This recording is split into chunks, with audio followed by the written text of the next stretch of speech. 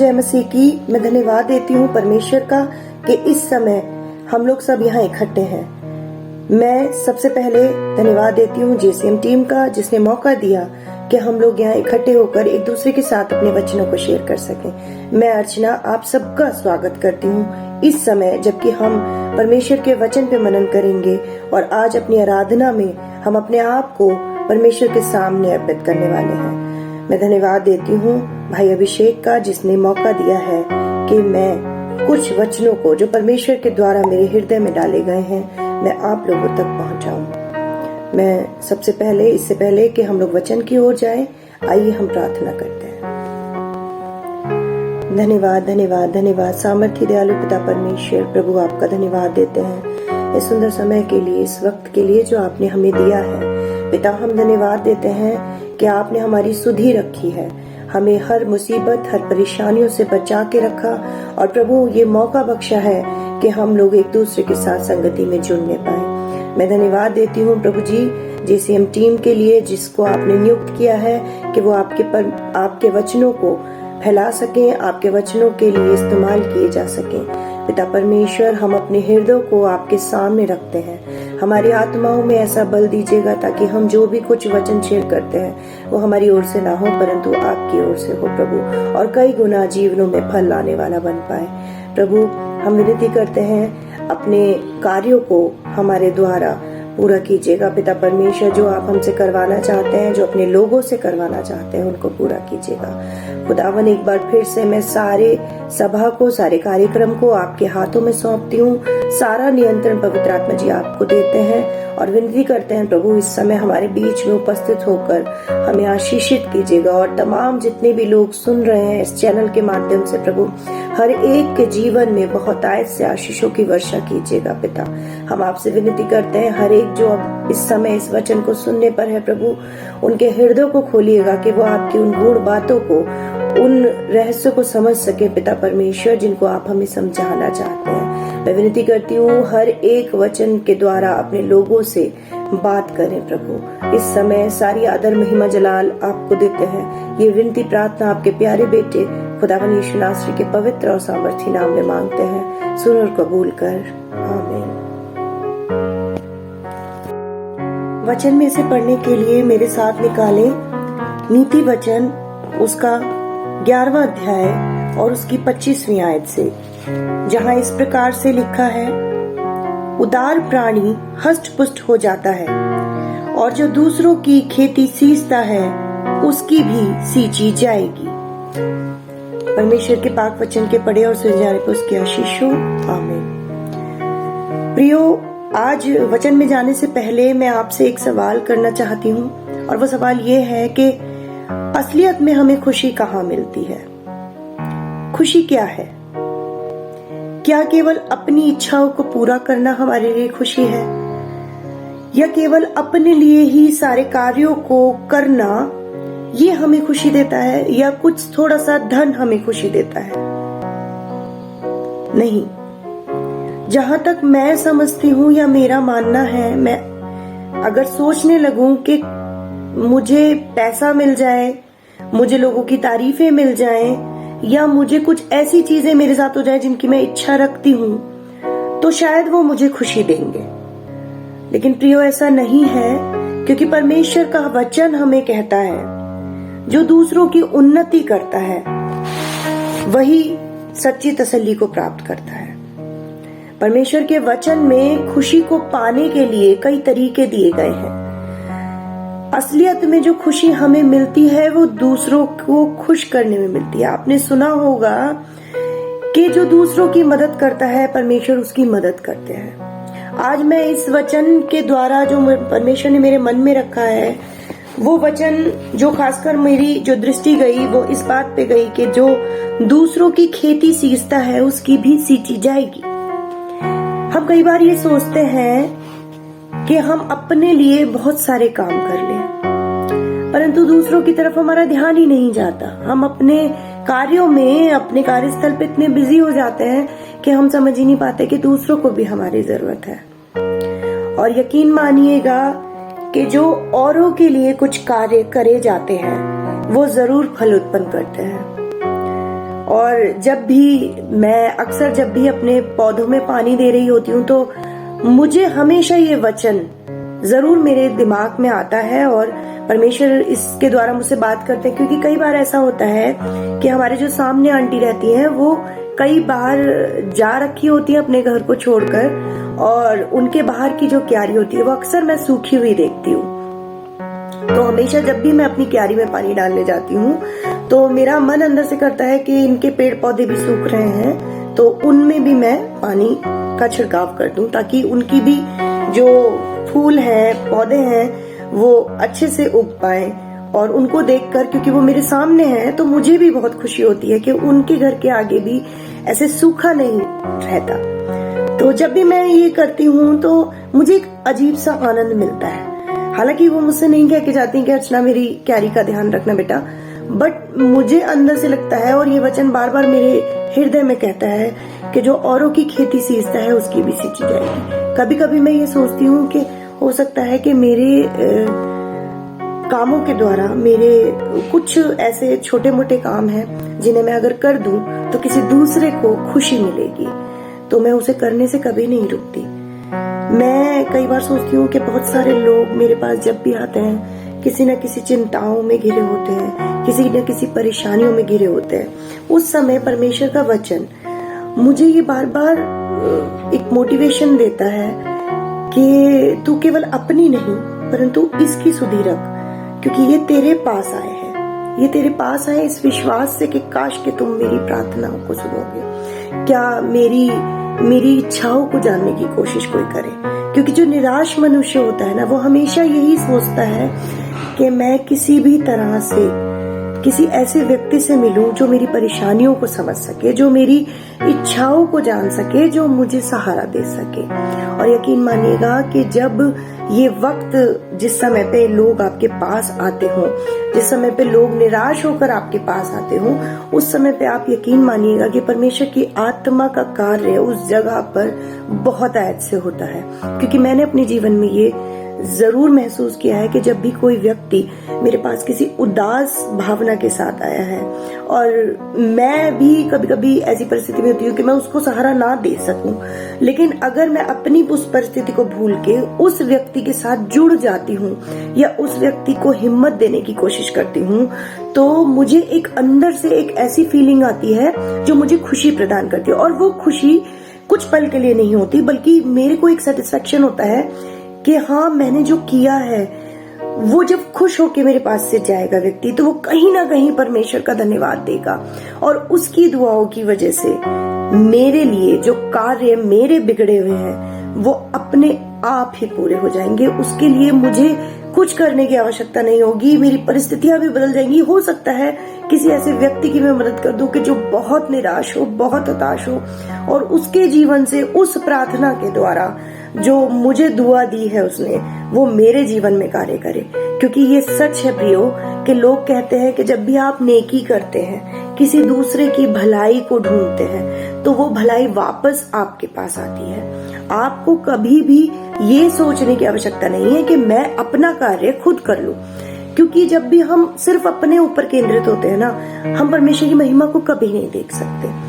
लेकिन जब हम दूसरों के बारे में सोचने लग जाते हैं, दूसरों की चिंताओं को करने लगते हैं, अपने ही नहीं परंतु दूसरे के हित की भी चिंता करते हैं, तब परमेश्वर का कार्य हमारे जीवन में भरपूरी के साथ होता है। क्योंकि केवल हम अपने लिए नहीं सोचते, हम अपने लिए नहीं जीते, परंतु दूसरे के लिए भी जीते हैं। तो मैं आज यही कहना चाहती हूँ कि जो औरों की खेती सींचता है उसकी भी सींची जाएगी, और वो सींची जाएगी परमेश्वर की ओर से। वो आपको कभी भी हरियाली से वंचित नहीं रखेगा, वो आपको कभी भी सूखेपन को नहीं आने देगा आपके जीवन में, क्योंकि उस समय आप दूसरों के लिए भी चिंता कर रहे होंगे, तो परमेश्वर आपकी चिंता जरूर करेंगे। प्रियो, मैं ये नहीं कहती कि हमें संसार में जो खुशियां मिलती हैं, चाहे वो पैसे के द्वारा हो या कुछ ऐसी चीजें जो हमें खुशी देती हैं, उनको हमें छोड़ देना है। मैं ये नहीं कहती, बल्कि मैं आपके साथ जो कहने की कोशिश कर रही हूँ वो ये है कि हमें अपनी खुशियों का ही ध्यान नहीं रखना, किंतु दूसरे की भी खुशी का ध्यान रखना है। क्योंकि जब हम नीति वचन 12 उसकी 25वें अध्याय में अगर हम पढ़े तो वहां लिखा है, उदास मन दब जाता है परंतु भली बात से वो प्रसन्न होता है। वो आनंदित होता है। और यही जब मैंने वचन पढ़ा तो मुझे लगा कि सच है कि जब कोई उदास व्यक्ति आपके पास आता है तो वो ये हिम्मत करके आता है कि आप उसके उदास मन को, उस दबिश को निकालने की कोशिश करेंगे। वो ऐसे ही नहीं आता। कोई भी व्यक्ति जब रोते हुए आपके पास आता है, अक्सर होता है हमारे जीवनों में कोई बहुत परेशान होता है और उसके आंसू ऑटोमेटिकली निकलने लगते हैं, तब हमें चाहिए कि हम उसको ऐसी कोई भली बात कहें जिसकी वजह से वो आनंदित होकर आपके पास से जाए। और वो भली बातें क्या है? वो भली बातें वो परमेश्वर के वचन है जो वो हमसे लगातार कहता है। वो हमें प्रेम करना सिखाता है। वो हमें कहता है कि यदि तुम में से कोई निराश हो तो मेरे पास आए। वो बातें ये हैं जो कहते हैं कि चिंता मत करो, मुझे तुम्हारा ध्यान है। और हम ऐसी कोई भली बात अगर उस मनुष्य तक पहुंचा दे तो यही परमेश्वर का कार्य है जो वो हमसे चाहता है। वो हमसे चाहता है। क्या हम कभी भी उदास मन वालों के पास मिलकर आते हैं? कभी भी उन्हें कोशिश करते हैं कि हम उनको आनंदित करें? क्या हम कभी किसी परेशान व्यक्ति को उसकी भलाई के लिए आनंदित करते हैं ताकि उसका मनोबल जो टूट चुका है, जो दब चुका है, वो उसकी भलाई में बदल जाए, वो उन्नति करे, वो खुश हो और वो दूसरों तक उस खुशी को पहुंचाए? ऐसा बहुत कम होता है प्रियो, क्योंकि जब कोई उदास व्यक्ति हमारे पास आता है तो हम कहते हैं यार ये तो हमारी परेशानियों को और बढ़ाने वाला व्यक्ति है। लेकिन ऐसा नहीं होना चाहिए, क्योंकि जब भी कोई आपके पास आ रहा है तो वो किसी आशा से आपके पास आता है और परमेश्वर ने हमारे हृदयों में उसका प्रेम डाला है ताकि हम दूसरों के प्रेम को समझ सकें, दूसरों की उन परेशानियों को महसूस कर सके और उन्हें उनमें से निकालने की कोशिश करें। और यकीन मानिए अगर कोई व्यक्ति आपके पास आता है तो आप में वो शक्ति जरूर परमेश्वर ने डाली है जिसकी वजह से आप दूसरे को दिलासा दे सके, दूसरे को उसके उस स्तर से निकाल के, उसे उदासी से निकाल कर उसको आशा की तरफ ले जा सके ताकि उसके मनोबल में वृद्धि हो, उसका मनोबल टूटे ना, वो निराश ना हो। कहीं ना कहीं परमेश्वर ने आपको ऐसी शक्ति जरूर दी है।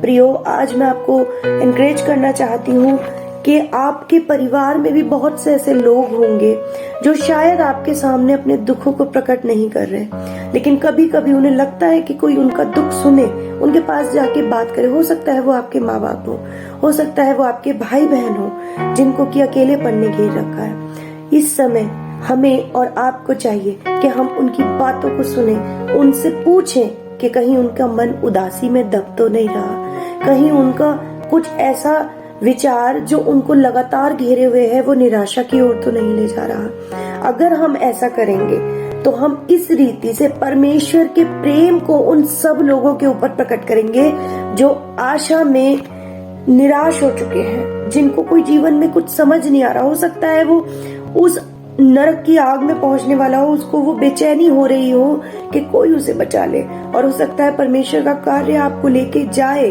उस व्यक्ति तक कि उस व्यक्ति का उद्धार हो सके उन वचनों के द्वारा जो आपके हृदय में परमेश्वर ने डाले हैं। तो मैं आपसे यही कहूंगी कि आप ऐसे उदास मन वालों के साथ जरूर समय व्यतीत करें ताकि हमें केवल अपनी चिंताओं पे केंद्रित करने का मौका ना मिले।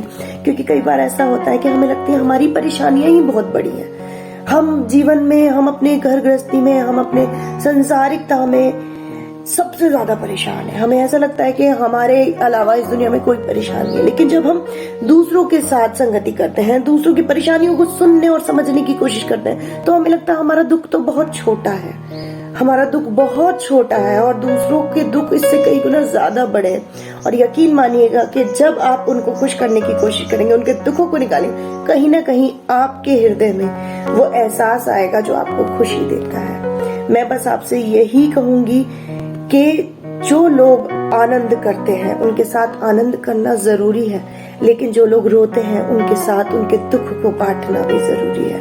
जैसे कि परमेश्वर का वचन हमें बताता है रोमियो 12:15 में, आनंद करने वालों के साथ आनंद करो और रोने वालों के साथ रो। क्या हम ऐसा करते हैं या केवल आनंद करने वालों के साथ हमें ज्यादा सेटिस्फेक्शन मिलता है कि हम मौज मस्ती करें, हम दुनिया की सारी चीजों में लिप्त हों। क्या हमारे मन को वो आनंद ठहरा रह सकेगा?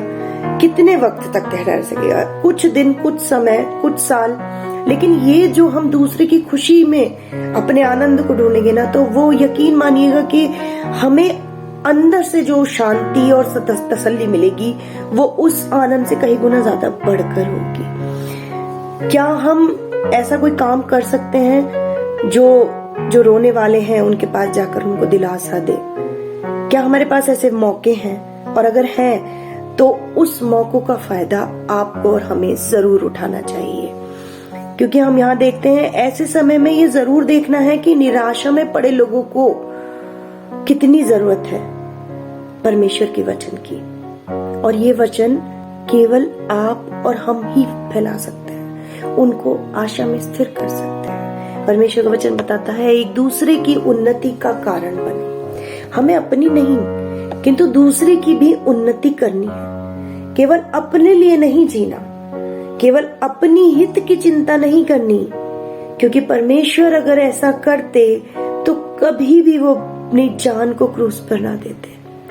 उन्होंने हमें प्रेम किया, उन्होंने हमारे लिए अपनी जान दी, ये जानते हुए कि हमने उनको बदले में कुछ नहीं दिया, ये जानते हुए कि हमने उनसे उतना प्यार नहीं किया, लेकिन फिर भी वो स्वर्ग छोड़कर हमारे लिए आए कि हम बचाए जा सके। हम जिस दंड के हम भागी हो रहे थे, उस दंड से हमें मुक्ति मिले, इसलिए वो हमारी चिंता करके, हमारे दुख आंसू को देखते हुए कि ये नरक की आग में ना जाए, हमारे लिए वो स्वर्ग छोड़ के इस दुनिया में आए। कष्ट सहा, कोड़े सहे, लाचारी सही, लेकिन हमें आजाद किया। काश के हम लोग किसी दूसरे को जो बंधन में है, जो ऐसी स्थिति में है, जिसको निराशा ने घेर रखा है, जिसको परेशानियों ने घेर रखा है, क्या काश के हम ऐसे लोगों का सहारा बन सकते हैं और उस प्रेम को प्रदर्शित कर सकते हैं जो परमेश्वर ने हमारे हृदयों में डाला है कि तुमसे जैसे मैंने प्रेम किया, तुम भी एक दूसरे को वैसा ही प्रेम करो, बिना किसी बदले के कि आज अगर मैं किसी के दुख में उसके साथ खड़ी हूं तो कल वो मेरे साथ खड़ा हो। नहीं प्रियो, बल्कि आपके साथ आपका परमेश्वर खड़ा होगा। आप यकीन मानिएगा कि अगर आप किसी को हंसी देते हैं तो परमेश्वर उसके बदले में आपको 100 गुनी आशीषें देगा, और वो आशीषें आपके उस वक्त पे काम आएंगी जब आप बिल्कुल टूट रहे होंगे। आपके मनोबल को वो बढ़ाएगा, वो आपको आगे लेके चलेगा।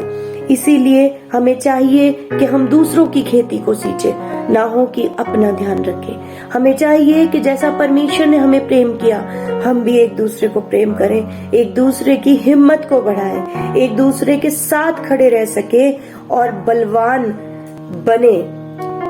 ऐसा ना हो जैसा परमेश्वर का वचन बताता है कि निदान हम बलवानों को चाहिए कि निर्बलों की निर्बलताओं को सहे, ना हो कि अपने आप को प्रसन्न करें। तो मैं विनती करती हूँ, आप लोगों से आशा करती हूँ कि इस वचन के द्वारा आप जरूर किसी न किसी एक ऐसे व्यक्ति को सहारा जरूर देंगे जो आपके पास किसी परीक्षा में, परेशानी में आया है। मैं आशा करती हूँ कि परमेश्वर का वचन आप लोगों के हृदय में ऐसा कार्य करेगा कि आप बहुत सी आत्माओं को नरक की आग में जाने से और वक्त से पहले उनकी निराशाओं में पड़ने से, जिसकी वजह से उनका जीवन खराब हो सकता है, आप बचा पाएंगे। मैं आशा करती हूँ कि परमेश्वर आपके वचनों के द्वारा उनके हृदयों में काम करेगा कि वो प्रभु की ओर मुड़े, प्रभु को समझे, प्रेम को, उसके प्रेम को जाने, उसके प्रेम में बढ़ पाए और आपके द्वारा और हमारे द्वारा परमेश्वर का प्रेम प्रकट होने वाला बन पाए। प्रभु आप लोगों को बहुत आयत से आशीष दे। परमेश्वर का धन्यवाद।